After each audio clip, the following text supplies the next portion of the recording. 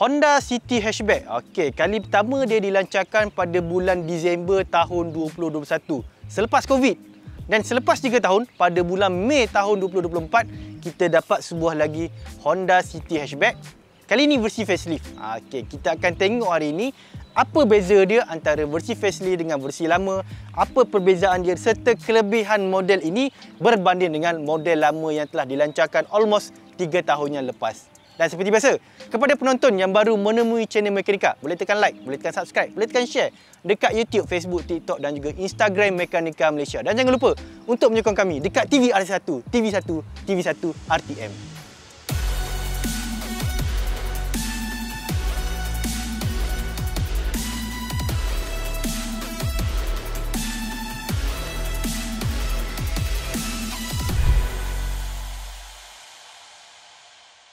Okey, kalau kita tengok dekat bahagian luar ni, kalau sekali imbas kita tengok macam tak ada apa-apa perubahan lah antara model facelift yang lama dengan model facelift yang baru lah. Sorry, model lama dengan model facelift. Tetapi, kalau kita tengok dengan teliti kan, model facelift tahun 2024 ni nampak lebih garang, nampak lebih orang kata ada gaya sikit. Sebab apa? Sebab dia dah hitamkan beberapa komponen untuk dia nampak lebih cantik lah kalau kita tengok kan. Yang pertama, dia punya chrome bar dekat depan ni, kalau kita tengok yang model lama dulu, dia lebih kepada warna chrome. Nampak macam berkilat macam tu lah. Kali ni dia tukar warna hitam. Manakala dia punya lower grill dekat depan tu, dia macam panjangkan dia. Dia nampak lebih tajam. Nampak lebih cantik lah. Dan dia punya elemen kat sini adalah menggunakan elemen seperti karbon. Manakala kalau kita tengok dekat rim tepi pula, dia akan menggunakan rim dengan warna hitam berkilat. Nampak lebih cun. Manakala untuk di bahagian belakang pula, bahagian belakang menggunakan rekaan lengkap dengan ciri diffuser. Sekali tengok kan, kita tak sangka model yang nampak sporty macam ni adalah sebuah kereta hybrid. Sebab apa? Semua ciri-ciri hanya ada untuk kereta variant RS hybrid sahaja ataupun RS petrol. Okey, untuk di bahagian dalam ni rekaan dia lebih kurang sama dengan yang model lama lah, kecuali ada beberapa perubahan fizikal yang kita boleh tengok. Yang pertama, dia ada chrome bar dekat sini berwarna merah. Ini memang nampak lebih up market sikit lah. Dan dia punya leather seat. Leather seat ni dia macam dia dah tukar dia punya design sikit. Dia punya perforated lubang-lubang tu warna merah, jahitan pun warna merah. Manakala dekat dia punya switch ni, kalau kita sejukkan ataupun kita rendahkan suhu, dia akan bertukar jadi warna biru. Ataupun kalau kita tinggikan suhu, dia akan tukar jadi warna merah. Dia lebih kepada animation lah.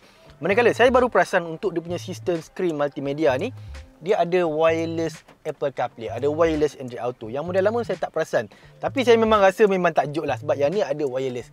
Kereta-kereta murah, kereta-kereta B segment ni jarang yang dapat wireless. Okey, kalau kita tengok seat depan ni, saya memang dah setting saya punya keselesaan lah. Dan kita ada memang luas kat bahagian belakang ni. Lebih pada satu tapak sangan dia punya keluasan dia di sini. And then dia punya seat belakang ni memang cukup selesa untuk 2 orang. Kalau 3 orang yang duduk tengah ni mungkin kurang selesa lah. Tetapi dekat bahagian belakang sekali kita dapat lebih kurang 281 liter ruang kargo dan boleh dibesarkan menjadi 800 liter, 841 liter kalau kita lipat semua seat dekat bahagian belakang. Dan kelebihan Honda City Hatchback ni berbanding dengan pesaingnya yang lain, sebab kita boleh configure dia punya seat belakang ni. Sama ada kita nak lipat dua-dua, kita nak angkat macam ni, sama ada jadi tall mode, refresh mode ataupun long mode. Ini kereta ni saja ada multifunction. Dia punya susunan tempat letak barang memang cukup magic di bahagian belakang Honda City Hatchback. Okey, sebelum saya terlupa, ada USB Type-C dekat bahagian tengah ni, dan USB ni akan bernyala pada waktu malam. Jadi senang kita nak cari untuk kita charge kita punya handphone. Ini adalah nadi utama penggerak kepada City Hybrid eHEV. Kereta ni sebenarnya ibarat kereta elektrik dengan enjin bertindak sebagai generator. Okey, enjin ni pula sebagai generator bergerak. Macam kita tengah gerak tapi kereta ni tengah charge. Dia charge menggunakan enjin. Sebenarnya disebabkan fungsi yang terhad tadi, enjin ni hanya menjana yang kuasa yang sikit lah.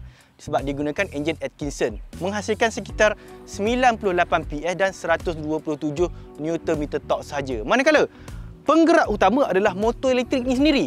109 PS dan 253 Nm torque. Gabungan enjin dan motor elektrik tadi akan menghasilkan sekitar 128 PS. Okey, dekat belakang ni kita ada bateri lithium ion sebesar 1.05 kWh dan berat dia sekitar 36 kg. Okey, bateri ni akan dicas menggunakan enjin tadi ataupun semasa kita membrake. Jadi dia ada dua kuasa untuk mengecas lah, enjin ataupun braking sahaja.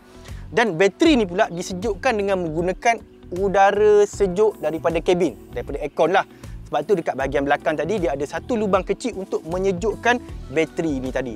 Macam mana dia bertindak? Macam mana dia beroperasi, gabungan enjin, bateri, motor tadi, kami dah cerita secara panjang dan lebar dekat video 1000 km drive Honda City dan Honda Civic Hybrid. Tengok kat situ. Dekat situ korang boleh banyak belajar daripada video yang panjang itu.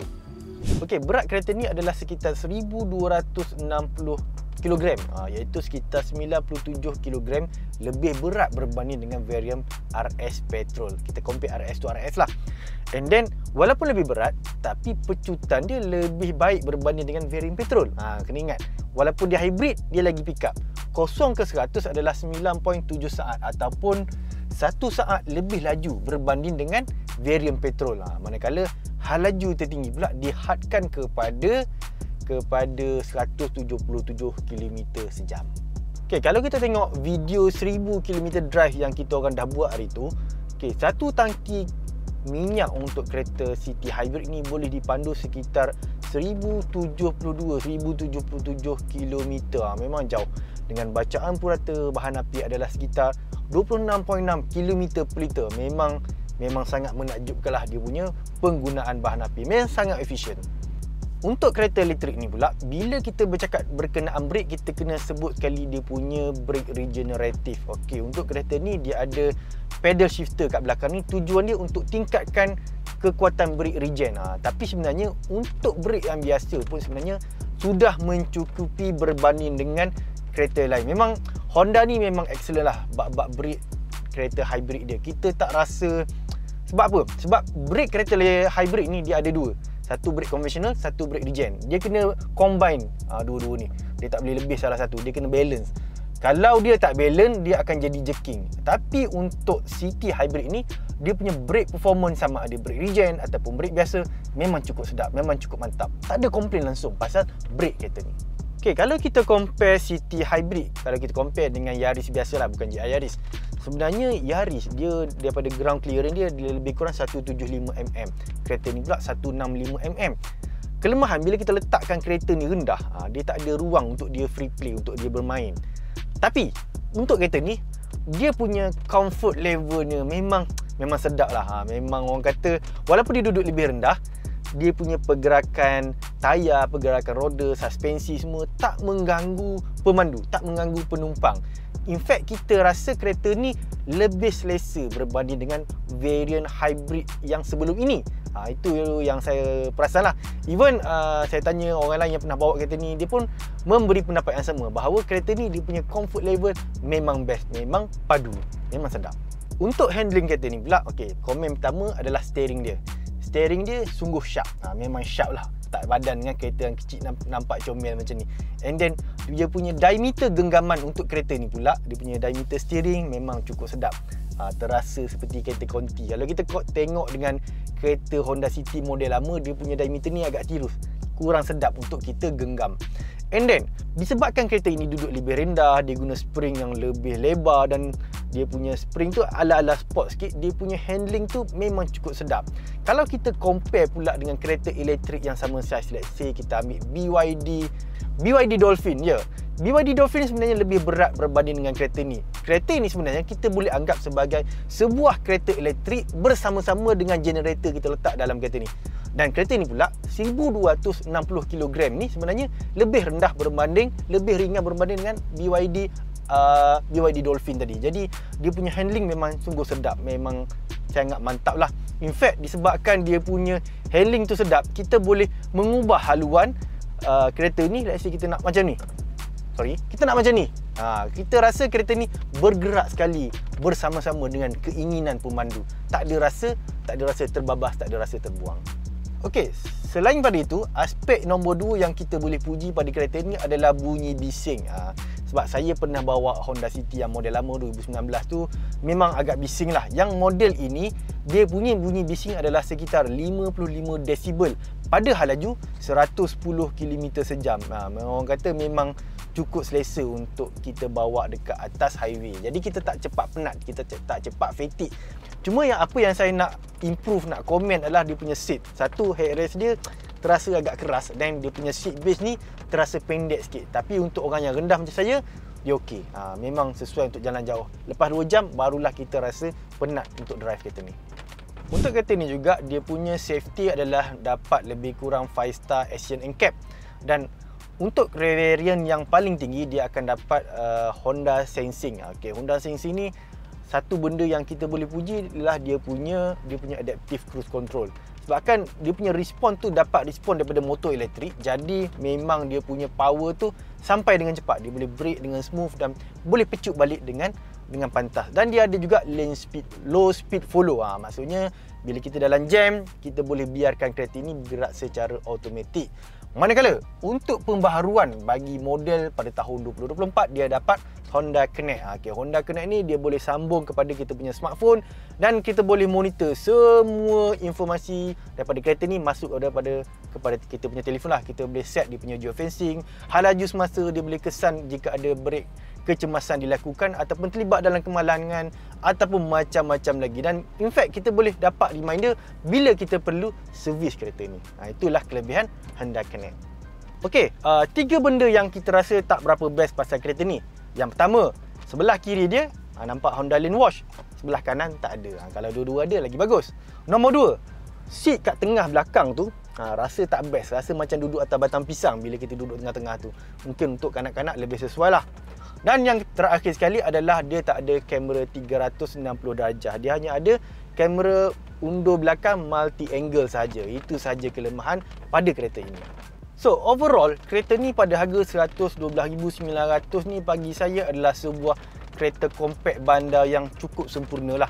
Bayangkan dalam keadaan macam ni, kita boleh bawa 800-900 km tak ada masalah. Kadang-kadang sampai satu tahap, sebulan sekali tu barulah kita isi minyak. In fact, kita mungkin boleh terlupa kita punya tangki minyak tu sebelah kiri ke sebelah kanan. Betapa jimatnya kereta ni. Dan kereta ni juga dengan harga yang sebegitu rupa, lengkap dengan semua jaminan 5 tahun, lengkap dengan jaminan 8 tahun untuk dia punya bateri hybrid. Jangan risau sebab sekarang ni memang dah ramai, dah banyak bengkel, foreman, institusi pengajian boleh repair bateri hybrid. Tak macam dulu. Dan kita punya kereta ni tak sama macam kereta elektrik. Kereta hybrid elektrik ni ibarat kereta biasa, ada bateri, ada charger, ada generator. Generator tu dia boleh bawa ke mana-mana, boleh charge ke mana-mana, charge sambil berjalan. Kita tak perlu tunggu setengah jam nak berhenti kat tepi highway nak charge mata-mata kita punya bateri. Itulah kelebihan hybrid elektrik HEV pada Honda. Sekian saja review daripada kami berkenaan dengan Honda City Hatchback eHEV. Sehingga kita jumpa lagi, boleh tekan like, boleh tekan subscribe, boleh tekan share dekat YouTube, Facebook, TikTok dan juga Instagram Mekanika Malaysia. Dan jangan lupa untuk menonton kami dekat RPM.